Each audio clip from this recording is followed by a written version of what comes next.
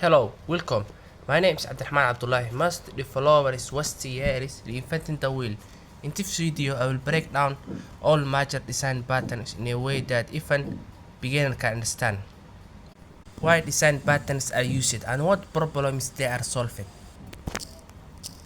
When projects grow, the code becomes messy, duplicated, and difficult to maintain. Developers often face the same problems again and again.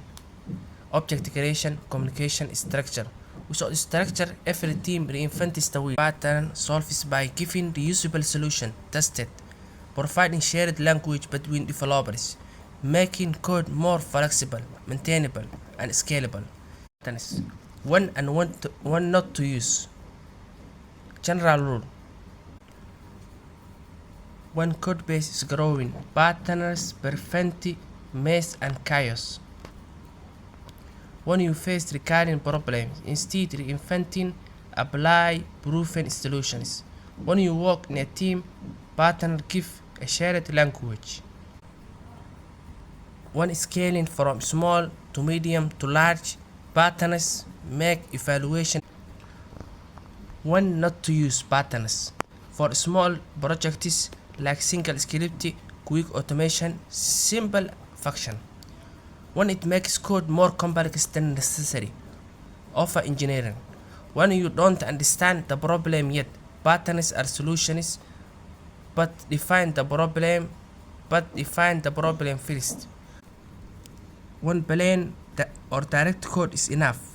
Sometimes five lines of code are better than abstracting into pattern.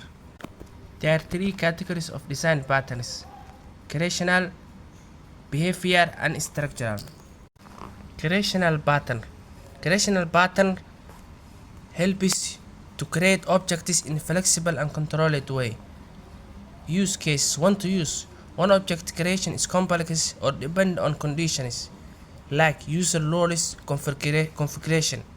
When you need to switch easily between object types like different database, different payment providers. When you want a single point of control. When not to use.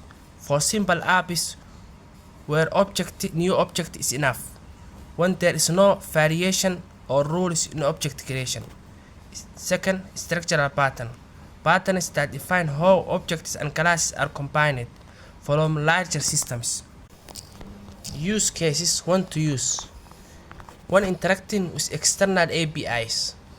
When you need to wrap functionality without changing the original. Once your system must look like hierarchical or tree. When many parties share same base but need slight changes. When not to use. For very small apps where everything is straightforward. When you don't need to swap extend the code.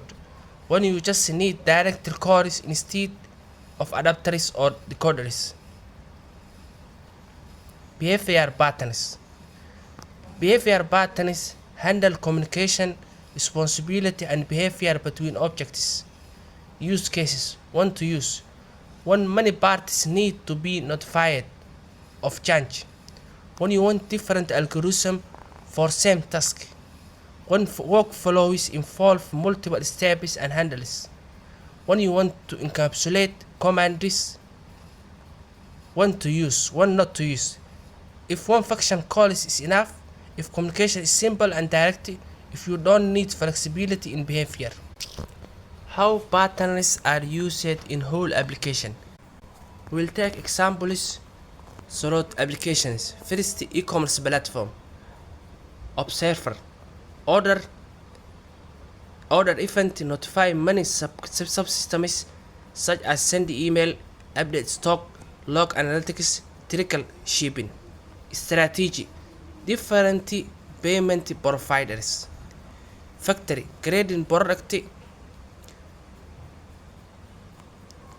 cart objects, order processors. In social media app, observer: when you post followers get notified. Skeleton pattern. Config database connection, pull across the app, command, undo or redo draft box, proxy, lazy loading images, caching feeds, mediator, chat systems where users don't directly talk but through server hub. Video every Tuesday and Thursday we will upload